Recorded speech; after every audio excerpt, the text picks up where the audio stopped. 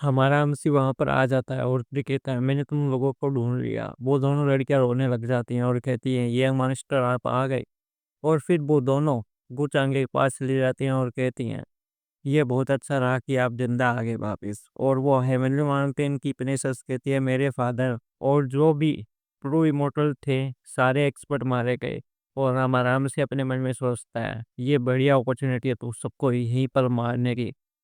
लेकिन छोड़ो फिर, अगर मैं इन सबको मार दूंगा तो फिर ये सब लोग मेरे अच्छे काम कैसे बताएंगे दुनिया को। और हमारा हमसे उन दोनों को कहता है मैंने तुम लोगों को ढूंढ लिया है और मैं तुम सबको कुन माउंटेन से बाहर से भेज दूंगा। सब लोग कहने लग जाते हैं ये बढ़िया है और यंग मास्टर चांगे स्ट्रोंग भी हैं। और जी फैमिली का यंग मास्टर कहता है हमारा हमसे से सही रात जियांग चेन आपके हाथों से मारा गया है। लेकिन हमारा हमसे कहता है जी फैमिली के यंग मास्टर को जियांग चेन स्केप हो गया है और मैं 15 दिन से ज्यादा किसी मिस्ट के अंदर कैद था और सीनियर जी शेंगशु उस पेदर वाले डाओइस्ट से लड़ाई कर रहे थे। मैं तो वहां से आ गया लेकिन सीनियर जी शेंगशु का पता नहीं है वो ब्रेक कर पाएंगे या नहीं। और वो फेदर डाउइस्ट और फिर जी फैमिली का यंग मास्टर बीच में बोलता है और कहता है उस यंग चेन ने सबको ओपन किया है, देखते हैं अपर जेलम में उसका कौन साथ देता है। और फिर हमारा एमसी सबको कहता है मैं अपने पूरी स्ट्रेंथ लगा दूंगा तुम सबको यहाँ से बाहर निकाल ले।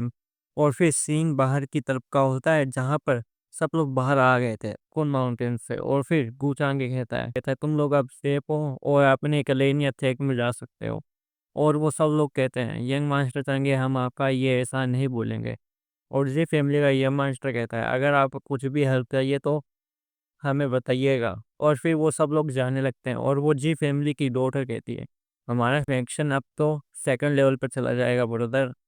और फिर वो सब लोग उधर से चले जाते हैं और फिर बूचांगे कहता है तुम अभी फिलहाल डाउइस्ट मोटर प्लेस में चली जाओ, आगे से मुझे धोखा देने की सोचना भी मत। और फिर वो कहती है अंडरस्टूड। और फिर वो अपने मन में सोचती है पहले मुझे अपनी मेमोरी रीगन करनी पड़ेगी।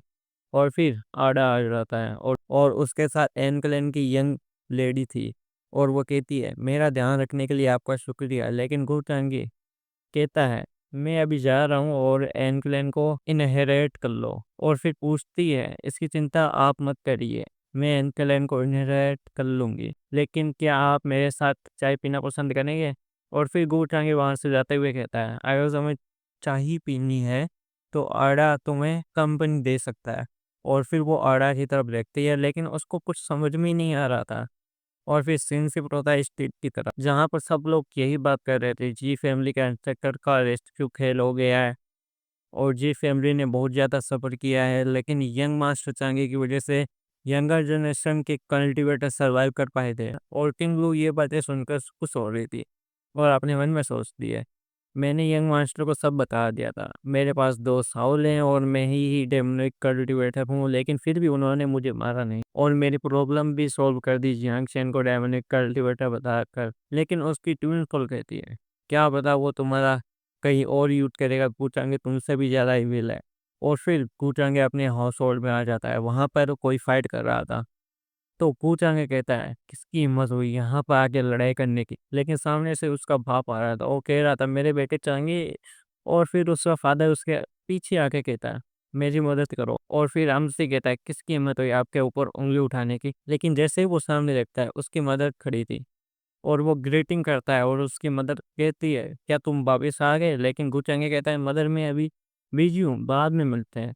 और फिर गुचांगे अपने मन में सोचता है ये वैसे ही है जैसे मेरी वाइफ है।